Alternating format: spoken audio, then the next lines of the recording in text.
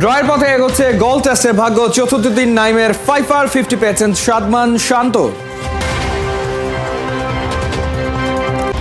সেপ্টেম্বরে বাংলাদেশের হয়ে খেলতে পারেন কিউবা। অনূর্ধ্ব-23 এশিয়ান কাপ বাছাই পর্ব ঘিরে বাফুফের পরিকল্পনা। ক্লাব বিশ্বকাপে বায়ার্ন মিউনিখের সামনে আসরের টার্খর সকালে জার্মান জায়ান্টদের চ্যালেঞ্জ জানাবে বোকা জুনিয়র্স। ড্রয়ের পথে এগোচ্ছে গোল টেস্টের ভাগ্য। চতুর্থ দিন শ্রীলঙ্কার বিপক্ষে 187 রানের লিড নিয়ে মাঠ ছেড়েছে টাইগাররা।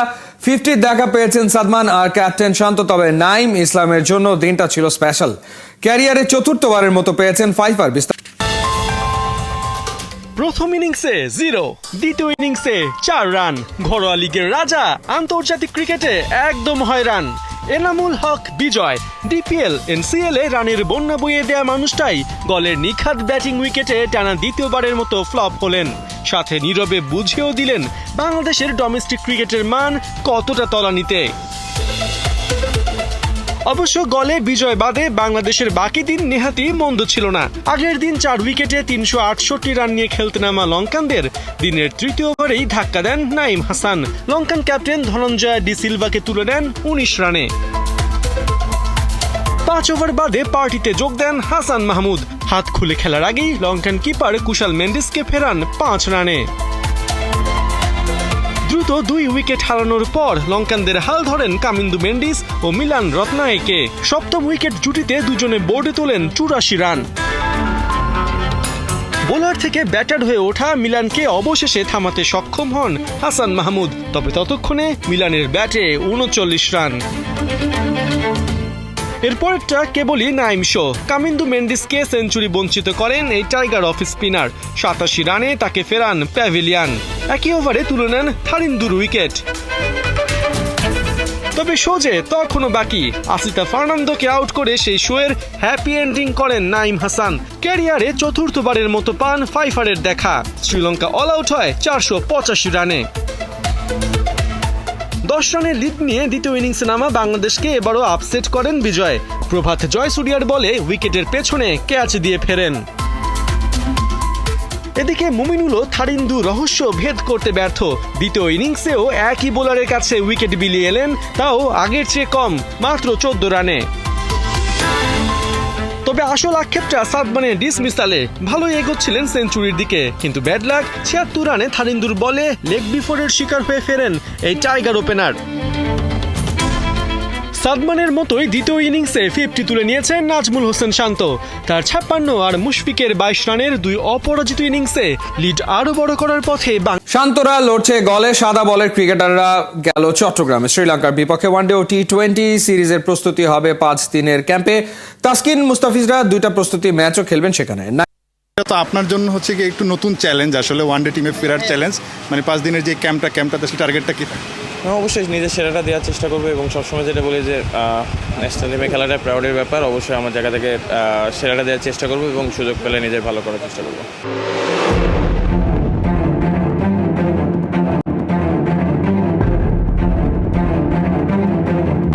পড়ন্ত বিকেলে উড়ন্ত স্বপ্ন নিয়ে টিম টাইগার্স, টিম বাংলাদেশ চট্টগ্রামের পথে।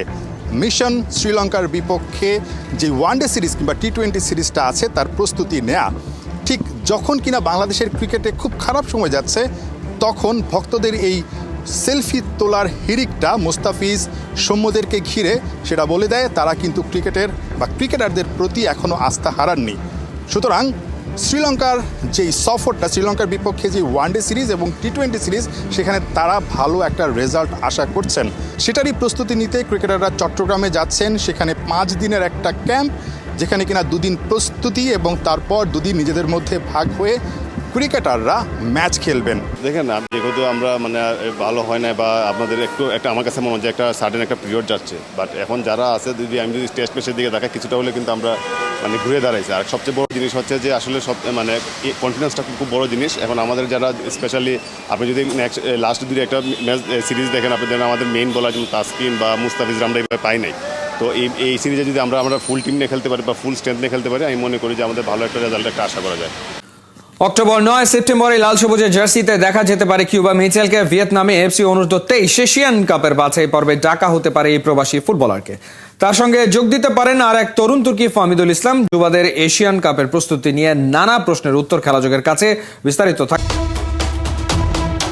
একদিকে কিউবা মিচেল, আরেকদিকে ফাহমিদুল ইসলাম। দুই তরুণ তুর্কি কাঁধে কাঁধ মিলিয়ে খেলছেন লাল সবুজের জার্সিতে, প্রতিপক্ষকে দিচ্ছেন গুড়িয়ে। কি অবাক হচ্ছেন? অবাক হবার কিছু নাই। এমন দৃশ্যই দেখা যেতে পারে এএফসি অনূর্ধ্ব-23 এশিয়ান কাপের বাছাই পর্বে। সেপ্টেম্বরের 1 থেকে 9 ভিয়েতনামে দিতে হবে যুবাদের কঠিন পরীক্ষা। এশিয়ান কাপের মূল পর্বে খেলতে উতরাতে হবে বাছাই পর্বের বাধা। এ নিয়ে প্রায় 2.5 মাস আগেই শুরু হয়ে গেছে ভারতের প্রস্তুতি। বাংলাদেশের খবর কি? খেলাযোগের প্রতিবেদনের পর বিষয়টি নজরে এসেছে বাফুফের। এ বিষয়ে সব খুঁটিনাটি তথ্য বাফুফে থেকে জানতে পেরেছে খেলাযোগ। এরই মধ্যে ঢাকায় 2টি ম্যাচ খেলার আমন্ত্রণ পাঠিয়েছে বাহরাইন, তবে এখনো সেটা চূড়ান্ত হয়নি। বাফুফে আগাতে চায় ভিন্নভাবে। ভিয়েতনামে যাবার পথে থাইল্যান্ড বা মালয়েশিয়ার ট্রানজিট হয়ে যাবে বাংলাদেশ দল।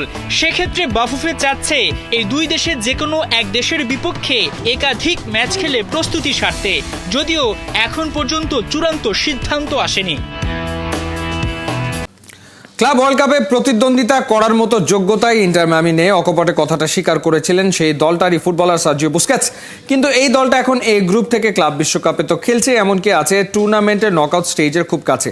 ইউরোপিয়ান ক্লাবগুলোর তুলনায় ডাউন টায়ারের দল নিয়ে ম্যাজিশিয়ান মেসি এই বয়সেও নিয়মিত দেখিয়ে চলেছেন জাদুর খেলা। মেসি ম্যাজিকের বিস্তারিত খেলা। নিজের দল নিয়ে কেউ অমন কথা বলে? স্বাগতিক ক্লাব হিসেবে ক্লাব ওয়ার্ল্ড কাপের নয়া ফরম্যাট খেলতে নামার বেশ আগেই সার্জিও বুস্কেটসের একটা মন্তব্য শুনে অনেকের চোখ হয়েছিল ছানাবড়া। কিন্তু সাবেক বার্সেলোনা তারকা যেন অনেকটাই বাস্তববাদী। ব্রিটিশ এক স্পোর্টস স্ট্রিমিং প্ল্যাটফর্মকে দেয়া সাক্ষাৎকারে বলেছিলেন, ইন্টার মায়ামি আসলে ক্লাব ওয়ার্ল্ড কাপে কম্পিট করার মতোই দল না, তবুও চেষ্টা করবেন গ্রুপ পর্বের লড়াইটা জারি রাখতে। টার্গেট থাকবে পরের রাউন্ডে যাওয়ার, যদিও সেই কাজটাই বেশ কঠিন। মন্তব্যটা তখন অনেকের পছন্দ হয়নি, তবে আল আহলির সাথে ড্র করে আসর শুরুর পর মনে হতে পারে ইন্টার মায়ামির ব্যাপারে বুস্কেটস খুব একটা ভুল ছিলেন না, কারণ তার গ্রুপের বাকি ক্লাবগুলো হলো মিশরের আল আহলি, পর্তুগালের এফসি পোর্তো আর ব্রাজিলের পালমেইরাস, যে কারণে ওদের বলা হচ্ছিল গ্রুপ অফ ডেথ। প্রথম ম্যাচটা ড্র করলেও ইন্টার মায়ামি ঠিকই ঘুরে দাঁড়ালো পরেরটায়। এফসি পোর্তোর বিপক্ষে জিতল 2-1 গোলে, সেই সাথে অর্জন করলো টোটাল 4 পয়েন্ট। এই জয়ের পেছনে কাজ করেছে সেই মেসি ম্যাজিক, যেখানে গেল 1.5 দশক ধরে বুঁদ হয়ে আছে পুরো ফুটবল দুনিয়া। দারুণ এক ফ্রি কিক থেকে আরও একবার এলএম10 কাঁপালেন প্রতিপক্ষের জাল। সমীকরণ বলছে ব্রাজিলের ক্লাব পালমেইরাসের বিপক্ষে ড্র করলেই, অর্থাৎ 5 পয়েন্ট হলেই তারা কনফার্ম করে ফেলবে আসরের নকআউট স্টেজ। তবে সেই ড্র যদি নাও হয় তবুও থাকবে সুযোগ, সেক্ষেত্রে ড্র হতে হবে আল আহলি পোর্তো ম্যাচটা। গল টেস্টে চতুর্থ দিনে শ্রীলঙ্কাকে অল আউট করল বাংলাদেশ। নাইম শিকার করলেন 5 উইকেট।